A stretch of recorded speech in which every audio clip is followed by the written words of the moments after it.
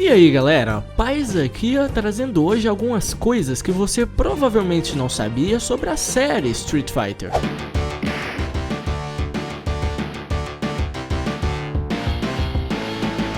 E para começar, vocês já se perguntaram de onde vem o nome Street Fighter? Por muitos anos eu pensei que se tratava simplesmente de uma referência ao estilo de luta dos personagens, mas vai além disso. Esse nome é praticamente copiado de um filme de luta japonês chamado de The Street Fighter. Filme esse que aliás era considerado extremamente violento em sua época. I can no longer be her friend.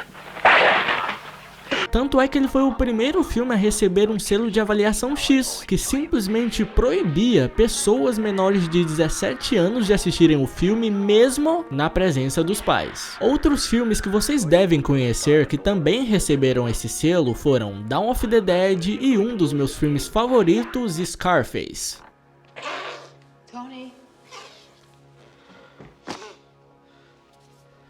E falando em filmes, vocês já ouviram falar do filme de Street Fighter? Esse filme é conhecido até hoje como um dos piores filmes já produzidos e além de horrível, é simplesmente um show de vergonha alheia. Apesar disso, por causa do lucro de quase 100 milhões de dólares, os executivos da Capcom pretendiam lançar uma sequência. Felizmente eles pararam no pretendiam. Isso porque o astro do filme, o grande Van Damme, tinha ficado tão envergonhado do primeiro que simplesmente se recusou a participar do segundo. Vocês já repararam que o nome M. Bison lembra muito Mike Tyson? Já repararam também que a aparência do Balrog lembra mais ainda o Mike Tyson? Então, isso acontece porque os criadores de Street Fighter se inspiraram muito em lutadores reais. Aliás, o Balrog foi inicialmente batizado de M. Bison justamente porque ele foi inspirado no lutador Mike Tyson. O problema é que na hora de lançar o Street Fighter 2 nos Estados Unidos, a Capcom, com medo de ser processada pelo próprio Mike Tyson, resolveu fazer uma troca de nomes um tanto quanto confusa. Originalmente, o Balrog se chamava M. Bison. O M. Bison se chamava Vega. E o Vega, bom, o Vega se chamava Balrog.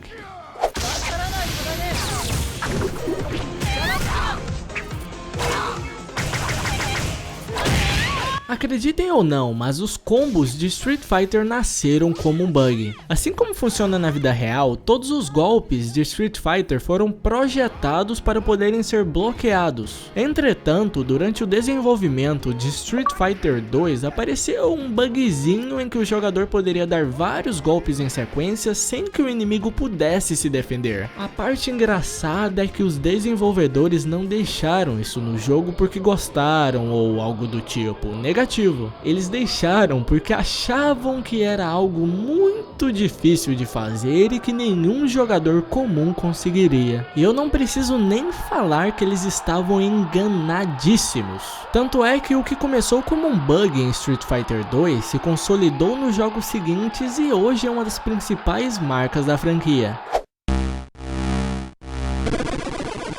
Embora o Ryu e o Ken tenham aparecido juntos em absolutamente todos os jogos da série, o Ken possui um jogo próprio chamado Street Fighter 2010 The Final Fight. Nesse spin-off lançado em 1990, ele é nada mais, nada menos do que um policial ciborgue interplanetário. Ou melhor dizendo, ele é uma mistura de Homem de Ferro com Robocop. Na história desse jogo, o Ken, 25 anos após vencer o torneio Street Fighter e ter se aposentado para seguir a sua carreira de cientista, sim, eu sei que não tem nada a ver, implanta em seu corpo partes biônicas juntamente com um transportador interdimensional para vingar a morte do seu parceiro de laboratório. Cara, a história desse jogo é tipo...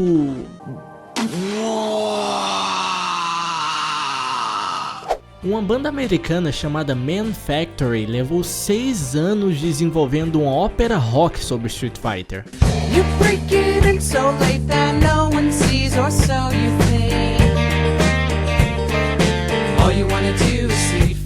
E como vocês podem ouvir, o resultado final é muito bom. O engraçado é que na história que eles criaram, o Ken descobre que levava chifre da esposa, mano. Pois é.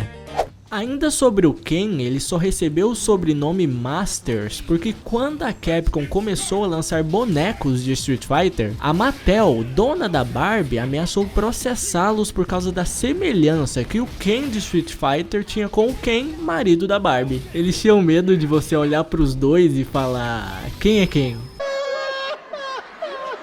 Se você conhece Street Fighter, você deve conhecer Final Fight, né?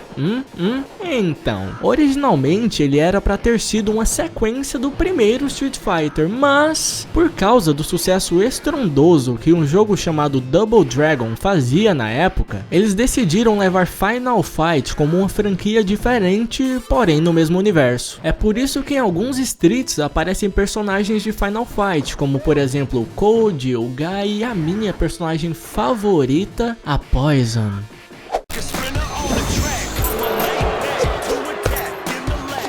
Eu aposto que nesse momento já tem gente comentando que a Poison é transexual, é incrível. E sim, pra quem não sabe, a Poison é uma personagem transexual, aliás, sempre foi. A história que gira em fóruns e internet afora é que ela foi originalmente criada como mulher e que depois mudaram o sexo dela pra não gerar polêmica com o gênero. Afinal, vocês sabem, ou pelo menos eu espero que vocês saibam, que bater em mulher é uma atitude insensível e completamente errada. Agora, se você quiser sair aí na rua e matar vários homens e travestis, velho, ai, não tem problema. Ah, mas se você não fosse mulher, eu te arrebentava toda.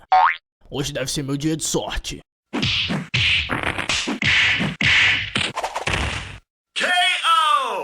Eu até repassaria essa história pra vocês se não tivesse sérios motivos pra acreditar que isso não passa de um grande boato. Primeiro que, se a Capcom tivesse tanto medo assim de colocar mulheres em seus jogos, eles não teriam adicionado a Chun-Li apenas 2 anos depois da Poison. E segundo que, cara, ela é descrita em várias artes conceituais do jogo como Anil Half, que pra quem não sabe é basicamente um termo em japonês para transexual. Entretanto, a Capcom nunca deu uma afirmação final sobre esse assunto e eu acredito que nunca vai dar, viu? Isso porque eles só perderiam fazendo isso. Afinal, esse passado é justamente o que torna a personagem especial. Ou caso contrário, a coitadinha da Roxy, irmã gêmea 100% mulher da Poison, estaria nos últimos jogos com ela.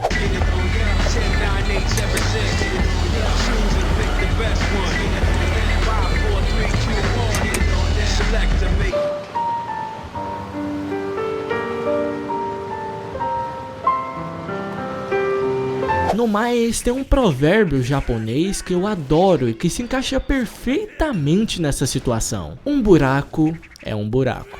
Basta olhar para o Bison para perceber que ele tem uma baita cara de pervertido.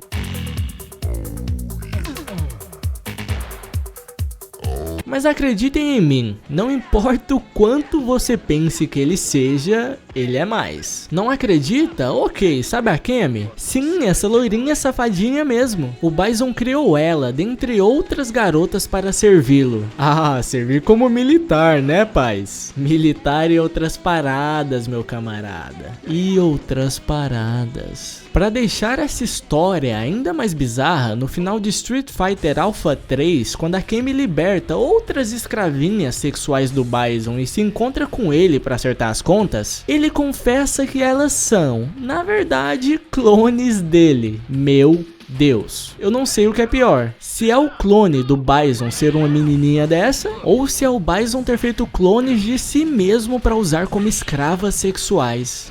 E agora, para finalizar o vídeo, saiba que as primeiras máquinas arcade de Street Fighter possuíam uma espécie de botão pneumático que você deveria literalmente socar com a maior força possível para causar mais dano ao adversário. E eu acho que eu não preciso nem falar que isso foi um fail total, né? Porque pessoas se machucaram, as máquinas quebraram e a Capcom teve que ficar com o bom e velho layout de 6 botões que sobrevive até hoje. E bom pessoal, por hoje é só. Peço que avaliem o vídeo e se inscrevam no canal, caso você ainda não seja inscrito. Peço também que você dê uma olhada na página que eu criei para o canal no Facebook, que eu Tô postando muita coisa legal lá, cara. Pode ir lá que tu não vai se arrepender não. Ah, e antes que eu me esqueça, dá uma olhada também no G2A. Eu deixei o link aí pra eles na descrição e eles são tipo uma loja assim barata pra caramba. Tipo Watch Dogs original R$6, sabe? É incrível. E então é isso. Valeu, falou e fiquem na paz. Fui!